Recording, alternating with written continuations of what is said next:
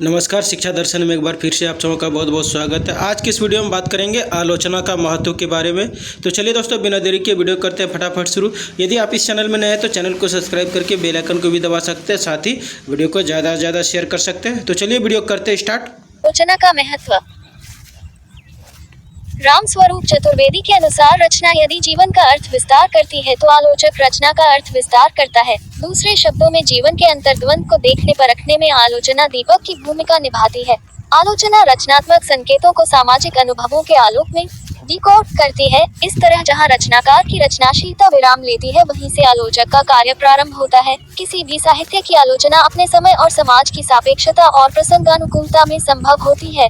तभी आलोचना की सार्थकता और साथ ही साथ रचना की मूल्यवत्ता प्रमाणित होती है। और इस प्रसंगानुकूलता और सापेक्षता की तलाश में आलोचना की सामाजिकता या सामाजिक उत्तरदायित्व का प्रश्न उभरता है। अतः आलोचना साहित्य का शास्त्र नहीं है, बल्कि साहित्य का जीवन है, जो बदलते सामाजिक संदर्भों में बार बार रचा जाता है। इस प्रकार आलोचना परखे हुए को बार बार परखती है और जीवन संबंधों के विकल्प की तलाश में साहित्य और आलोचना की सह यात्रा जारी रहती है। आलोचना का संबंध एक साथ इतिहास और सामाजिक विमर्श दोनों से होता है। इतिहास में परिवर्तन की दिशा और संवेदना की पहचान करने, उसका विश्लेषण करने, उस परिवर्तन के कारणों और प्रभावों की पहचान करने और उसे अपने तत्कालीन समाज से जोड़ने की दृष्टि से आलोचना का व्यापक महत्व है।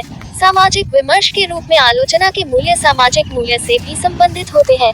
आलोचक जब इतिहास के साथ ही समाज, राजनीति, धर्म, नैतिकता और अर्थव्यवस्था के प्रश्नों से भी टकराता है, तो इस टकराहट में वह साहित्य के मूल्य भी निर्मित करता है। मनुष्य की जातीय जीवन और उसकी संस्कृति से जोड़कर साहित्य का विश्लेषण करने में आलोचना का महत्व समझ में आता है।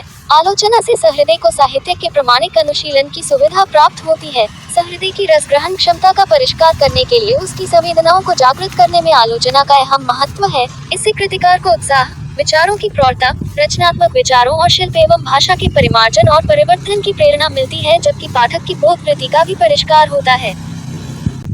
इस प्रकार हम देखते हैं कि हिंदी आलोचना अपने आरंभ से सामाजिक सरोकारों से गहरे स्तर पर जुड़ी हुई है। युगीन हलचलों, वैचारिक द्वंद्वों, सामाजिक, आर्थिक, राजनीतिक, धार्मिक, नैतिक, राष्ट्रीय चिंताओं के सापेक्ष आलोचना के स्वरूप में भी व्यापक बदलाव हुआ है।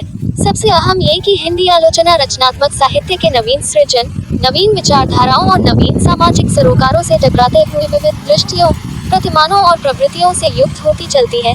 आलोचना के महत्व को मनुष्य के जातीय जीवन और उसकी संस्कृति से जोड़कर साहित्य का विश्लेषण करने की प्रक्रिया में ही हम समझ सकते हैं। किसी भी साहित्य की आलोचना अपने समय और समाज की सापेक्षता और प्रसंगानुकूलता में संभव होती है। तभी आलोचना की सार्थकता और साथ ही साथ रचना प्रसंगानुकूलता में संभव होती है, तभी आलोचना की सार्थकता और साथ ही साथ रचना की मूल्यवत्ता प्रमाणित होती है।